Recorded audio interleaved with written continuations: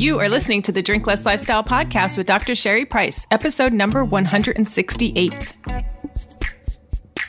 Welcome to Drink Less Lifestyle, a podcast for successful women who want to change their relationship with alcohol. If you want to drink less, feel healthier, and start loving life again, you're in the right place. Please remember that the information in this podcast does not constitute medical advice. Now, here's your host, Dr. Sherry Price. Well, hello, my beautiful friend. Guess what? Changes are coming. Lots of changes are coming. So I want to share with you that in the past month, two, maybe even going back to September, I have been really in tune with a new prompting. So my body experiences a nudge, I'll call it, and I know this nudge. And when I experience this nudge, it's telling me it's time to do something different. Now, a lot of times I might get something else that goes with it, but this time it was a bit unsettling because I knew change was coming and I felt it was going to be massive, but I didn't know exactly how it would transform and take place. And I really didn't have a lot of detail at the moment when I was experiencing it, but it was really intense. So when I felt this in my body, I'm like, wow, there's going to be something significant really happening. And I hope it's for the better. I hope it's for good. And so after I've spent some time really processing this and being with this and sharing that process with some of you who are in EPICYou or who've had interactions with me in the past couple of months, now I have clearer direction on these big changes that are about to come. And they're happening both in my personal life and in my professional life. So there are going to be major changes coming in EPICYou, changes coming to this podcast, and I want to share those with you and why this came to be. So I talked about the nudge. So that was the big thing. When my body speaks, I know to listen. And I realized that in working with so many amazing women over the last 5 years, that I've been helping them transform their lives on many different levels, not just with the drinking, but many areas of their life. And as their coach, I'm helping them through this process of self-discovery, as I like to call it, and leading them really to a better health with themselves and a better relationship with themselves. When women work with me, they tell me that they feel more emotionally fulfilled. They feel that they understand why it is that they did some things that they didn't really want to keep doing and what kept them trapped. Not only that, they start shedding those behaviors and they become more physically active. They become more metabolically healthy and they just don't desire that same life where they felt trapped or turning to substances to make them feel better. They just don't feel like engaging in that activity as much anymore. And quite frankly, engaging in too many sweets, too many desserts, too many highly processed foods, too much alcohol, it just stops feeling good in their body. So I consider this like a health revolution. And ultimately, when you are listening to this podcast called Drink Less Lifestyle, most people don't want to just drink less. They want something beyond that. They want to feel better. They want to be healthier. And so knowing this, I see that I help women achieve greater health, greater wellness, and that has been a bigger calling and my true calling.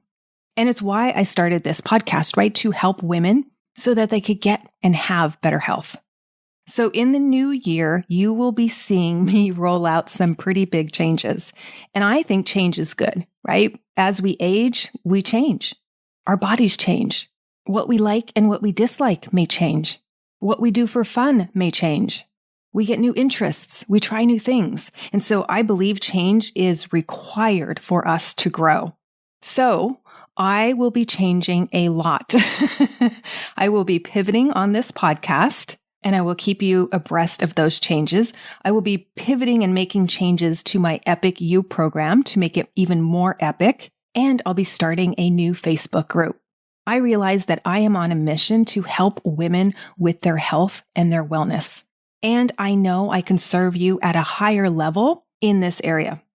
Because as a pharmacist working in hospitals, in clinics, also the pharmaceutical industry, having my own company as a pharmacist in the past, staying up to date on many topics, getting more training in trauma and hormones and other areas that I've been exploring for myself.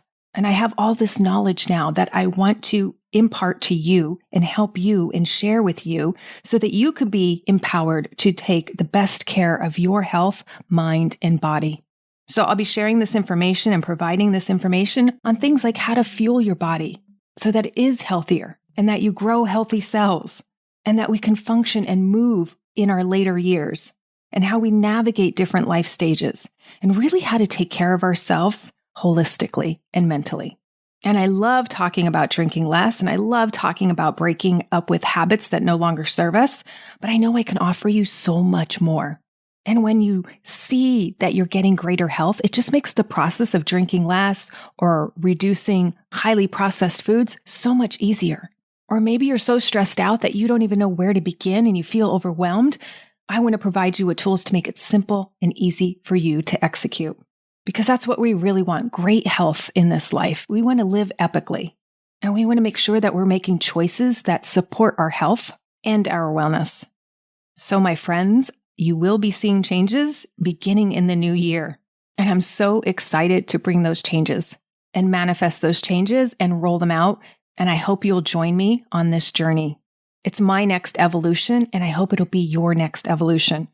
Now, I'm rolling out new things, so I do want to let you know that the price of EPICYou and the membership will be increasing in the next year.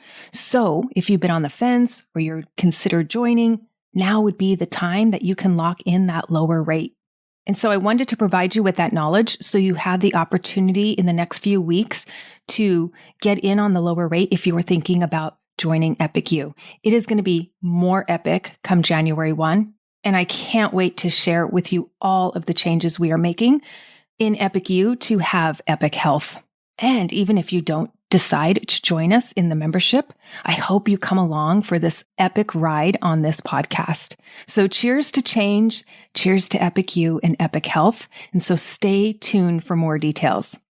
All right, so today's podcast, I want to talk about something that I've been hearing a lot in coaching women, and that is how family dynamics or spending more time with family can induce drinking. And this is a real thing. We're not going to pretend it doesn't exist because it exists for many, many families. Lots of family dynamics happen around big holidays and big celebrations like weddings and bar mitzvahs and other big events in life. And just think about these big events, right? These big events, I think, come with big expectations. And the more heads you have in a room, of course, the more personality types, the more things to consider. There might be dietary restrictions. There might be personality clashes. There just could be a lot that goes on. Now, when I've been coaching women recently, I'll hear things that signal to me that, of course, there's some family dynamics. So I might hear some comments like, oh gosh, when we get together, it's a shit show. Okay, I've heard that quite a bit. Or I hear, oh, my family is just a bunch of big drinkers. Or my family is so loud. Or when we get together, you just know there's going to be conflict. Or I oftentimes will hear, gosh, when we get together, it's just a bunch of big fake smiles and we pretend to like each other. Or little details like my sister gets so mad over the menu.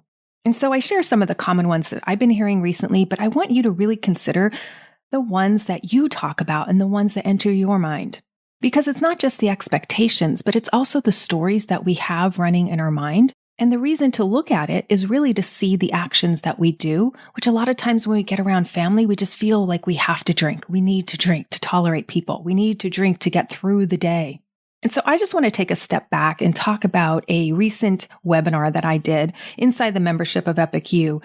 But I really want to share with you a few things that I've been learning about family dynamics, learning about trauma, learning about how to process and heal from within, especially when we feel things are lopsided in our family, right? We may not get the attention another sibling does, or something might have gone wrong in our past, but it wasn't so horrible, or maybe it was so horrible, but we're still carrying it with us to this day. I've been fascinated with this topic, so I've been researching this for months and really looking at the data and really reading books and podcasts and how it is that people deal with family trauma or family drama. So I'm going to mainly use the word trauma, and this might not only be big T trauma. So we know many people, if you take the ACE scoring system, which stands for Adverse Childhood Events, many people will score at least 1 or higher on that. They say that 70% of people will have at least a score of 1 or higher.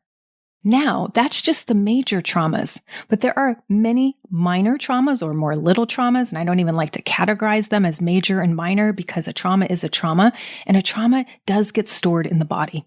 It's like this flesh wound that never heals. And so we just keep recycling these stories, we keep retelling these moments that happened from long ago because they were painful, and our body remembered that. So in this presentation that I did, and if you are a member of EPICYou, you will find it in the membership, is when we were talking about parenting with our children, I shared with them this part of where we can't just look at our parenting, but I think it's really important to look at how we were parented because we were given information or we were provided role models with parent figures in our life on how to parent. And sometimes that's the only manual we got, right? That's just how we learned to parent was from how we were parented. So we did this exercise where we looked at some of the little T type of traumas that may have come from our parent figures. And I bring this up because this is what may be driving some of the family dynamics that makes people want to overeat, overdrink, overindulge, and do things that they don't feel good about the next day or when they return home. So there are quite a few categories here that I'm going to run through them quickly.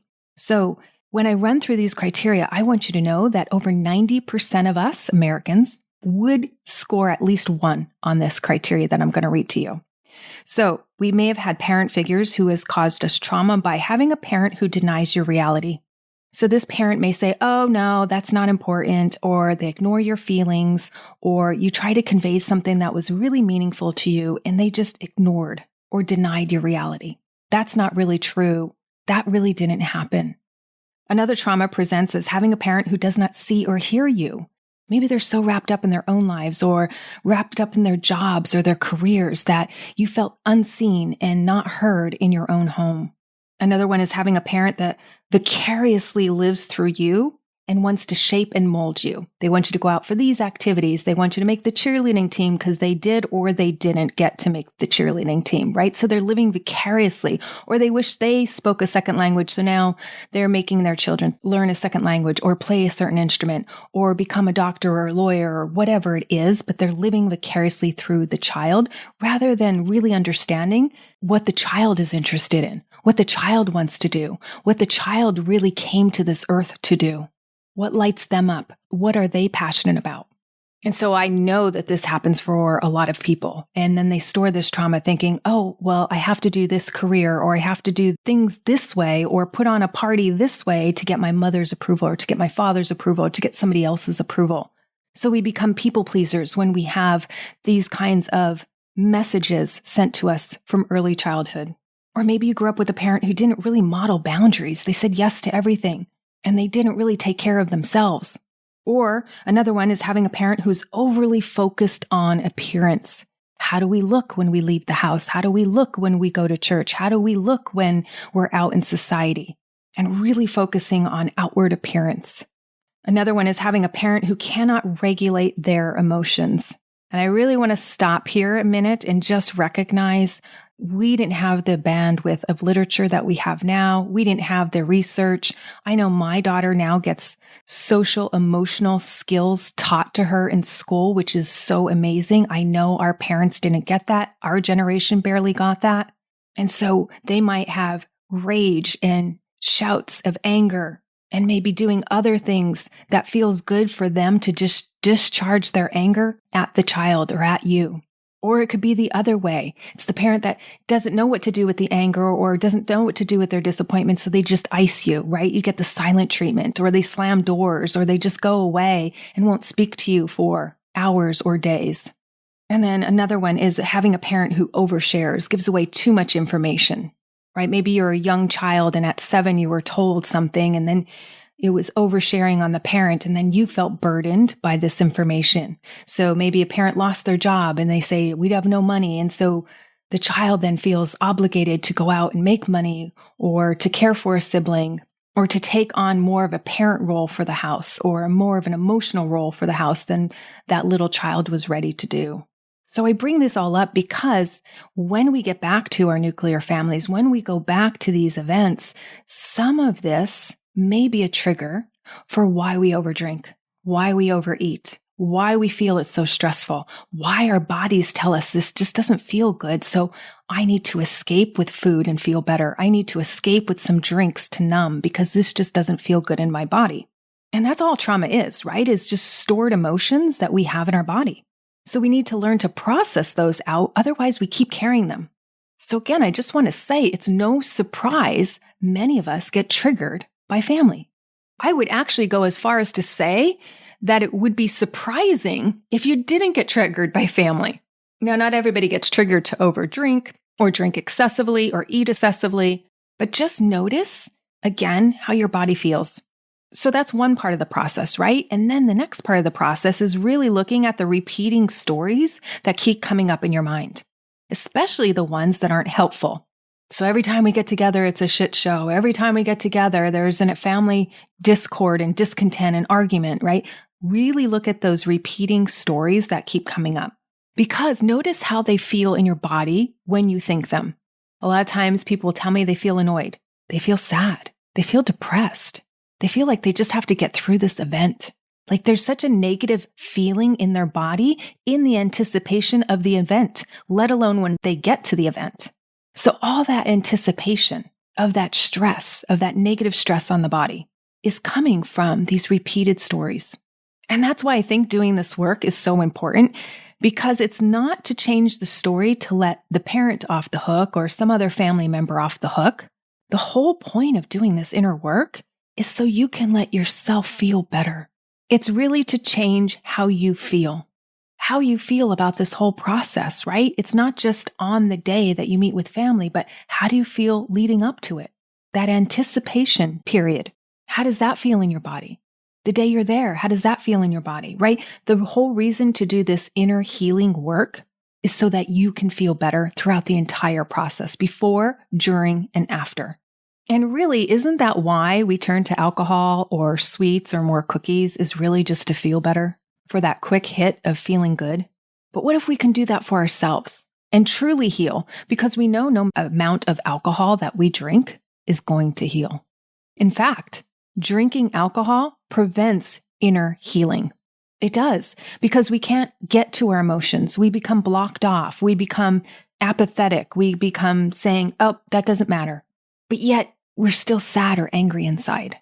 And if you teach your body that this is the way we solve pain is through alcohol, then the body's going to want more alcohol and more alcohol and more alcohol every time you see the trigger of your family.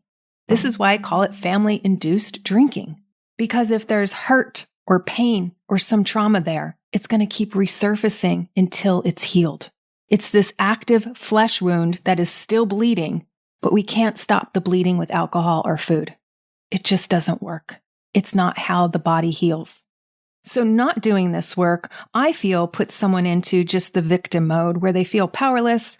They feel, I have no other options. I'm just going to continue drinking. I'm just going to continue overeating. I'm just going to continue acting this way because I have no other way out. And I think that feels even more sad, even more depressing, to think that you have to succumb to this as the only option. Whereas I rather flip the switch and say, wait a second, I don't have to be the victim. And I'm not doing this work for them. I'm doing it for me. I'm doing it to heal me and to get to this place of restoration and better health for me. That's when you take back your power. That's when you claim full ownership. And that's when you start doing the work. Because when you play the victim card, guess what happens? You give up. You stop trying. And then you feel hopeless. And hopeless is a terrible feeling. When you give up hope in yourself for change, or give up hope in yourself to change, that's a very depressing place to be. And that's why I like to think of doing this inner work as a gift that keeps on giving, right? You start healing, you start changing, you start transforming, you start thinking about things in a new way, in a way that makes you feel good inside, where you don't need the external substances to do that for you. Because I don't know about you, but I don't want to just make it through the day. I don't want to just make it through the holidays. And I know a lot of people that will use that story for decades. I just need to make it through the holidays. And no judgment. I'm just saying that there's a different option that I think is way better. And it leads to more joy. Not saying bliss, but it leads to more joy, more peace, and more comfort from within. So I see it as two ways, right? You can continue to do the family-induced drinking cycle, and the more it's practiced, the more it becomes solidified in your mind and body as this is the way that I need to deal.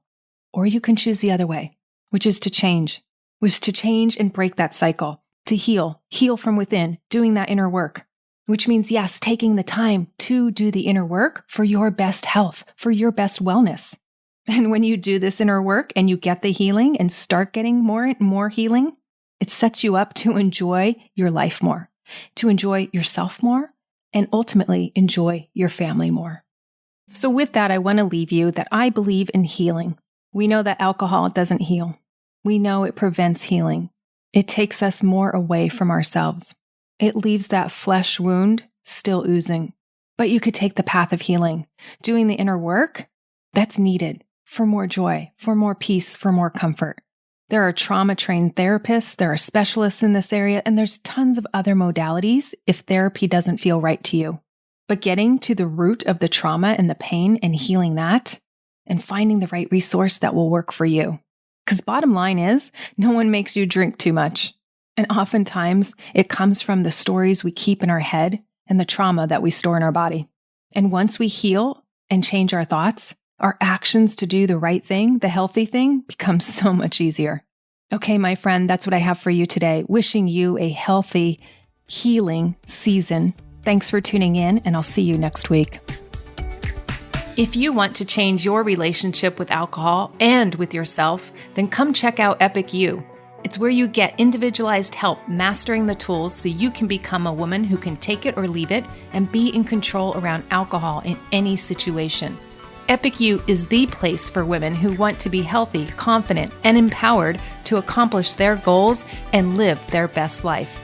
Come join us over at EPICYou.com/EPICYou. That's EPICYou.com/EPICYou. I can't wait to see you there.